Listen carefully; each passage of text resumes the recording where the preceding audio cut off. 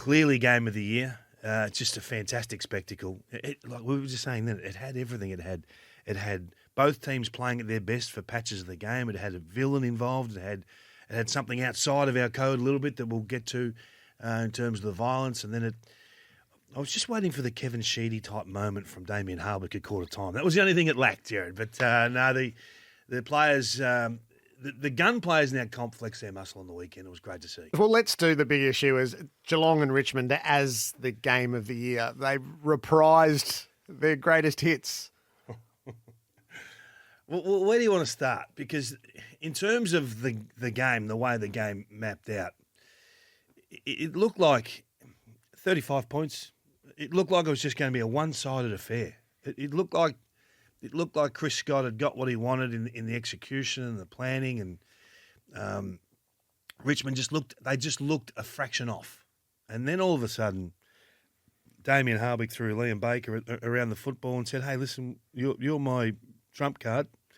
You're the one. You're my problem solver. Go in and solve this for me." And all of a sudden, he got rolling, and Shea Bolton said, "Okay, I've got Mark O'Connor. I'm pretty comfortable with Mark O'Connor. You can leave him on me, thanks." And he got rolling and started to light up the scoreboard. And then it looked like, gee, how far Richmond? But this is the bit that I really enjoy. And I think that the Cats can win it if they play that aggressive corridor game. They don't play it until they're 3 goals down. They never break glass until they're 3 goals down. So when they bite off corridor and play with such dare, their skillful players actually get the chance to be skillful players. And that run in the last quarter was just spectacular. And Jeremy Cameron was thrown in at centre bounces, not to be a centre bounce clearance player, to get a midfield matchup. So the ball, Richmond kept winning clearance, so it kept going to Richmond's forward end, and it was Jack Ross or even Baker at times versus Jeremy Cameron, but they just lose track of it. They're ball hunters. They've got the old, the Royal Show, Jared, and they've got the nose rings in the balls, and they tease them in. They tease them into certain yards. They pull them into contest. The midfielders, they can't help but just they gravitate to the footy, and the smart players, like we talked about Dustin Martin in the past, they're just 3 steps off, and as soon as that ball's won by their teammates, they're going. Well, that was Jeremy Cameron in that last quarter. Now, His kicking we've talked about. Number 1 kick in the competition this year. There's a kick that he pulls to centre half forward to blitz halves, I think it was, in amongst a triangular defensive formation there for the Tigers that you just can't. Once he hits that kick, you can't do anything else but score. So it was a great game. The set shot from Rioli, Richmond fans, you would have thought that we've won this. There's 2 minutes to go. We're home. I want you to watch that last play again, the Henry mark, okay? So when you're watching that tonight or replaying that tonight, because I know you're a Geelong man, that'll be off the top of the show tonight. So might have watched it a few times already. Which bit do you want me to tell you about? I want you to watch Jeremy Cameron. So the centre bounce has won. He's at 50. He's coming up to the ball. Stengel comes through at 100 miles an hour and grabs the footy. Now Stengel does an arc and then kicks the ball to the top of the goal square. Jeremy Cameron runs 50 metres to almost take a Nick Rewalt, Jonathan Brown type mark. That would have been not just mark of the year, Jared. We'd be talking about this. If he took that mark, in my opinion, Henry got in the way of one of the greatest highlights we would have ever had. So just have a look at the intent. And this is something that you can't teach. Again, great game. Either team could have won it. Both coaches spoke brilliantly in the post-match in terms of, that's what they can do and this is what we can do, and we'll see you again in 10 weeks. What of the Stewart moment as it happens? What happens next, and what's not there for the game? Either a sin bin or a red card, which is a debate that's been had at the moment. Where do you sit in that debate? Wow, we're doing it again. How many times do we have to have this chat? And everyone tells me, you're way too hard on this stuff. If that's not intentional, Jared, I don't know what is. And I don't understand careless or reckless. What's the term we're going with these days? Careless. I don't understand careless. If you go past the ball, shape to bump, and execute the perfect bump, in terms of the actual bump, what you've designed to do, excellence.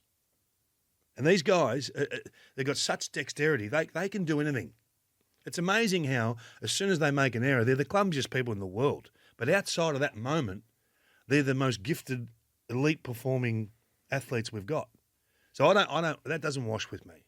Now, I think he's made a mistake, but the actual act is performed with excellence. He did what he designed to do in that split moment.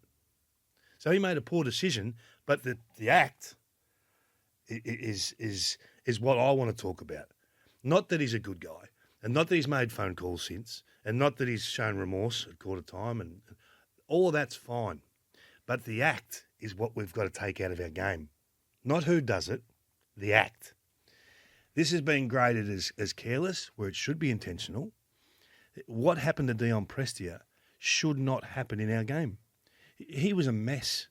He was a mess. And not one person alive can tell me what the long-lasting effect is to Dion Prestia. Not one person.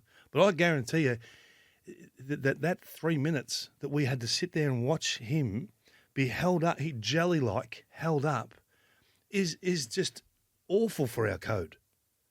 You know, we've got young kids watching that. You've got, people that are making decisions on what sport their kids should play.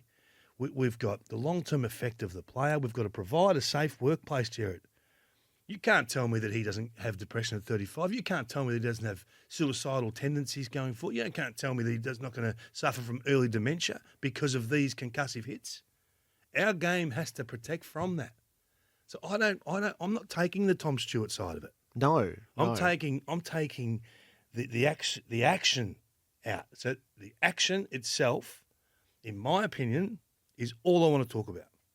So for me, that's intentional, and it's whatever runs through the table after that. And it's not 2 weeks. It's not 3 weeks.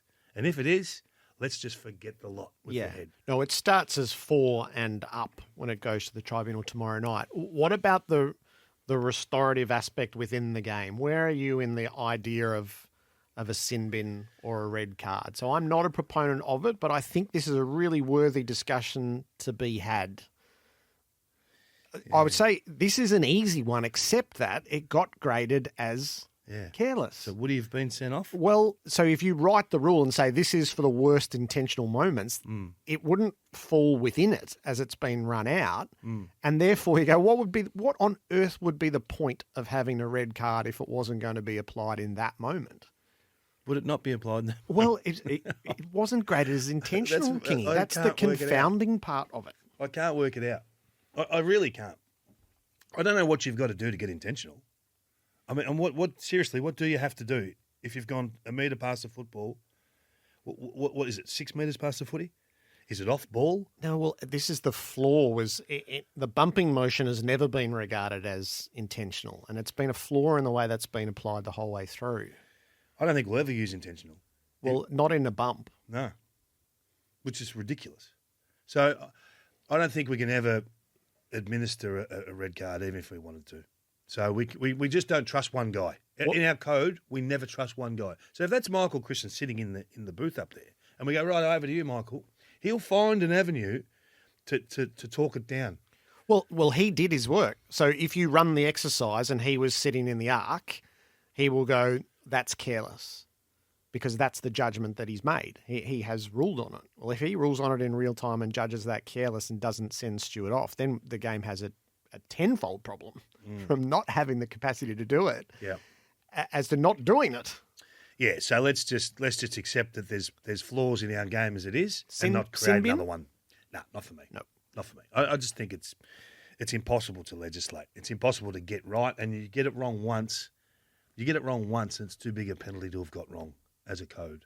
So I think that the system should work as it sits right now. The system should work. The penalties for mine have got to be heavier.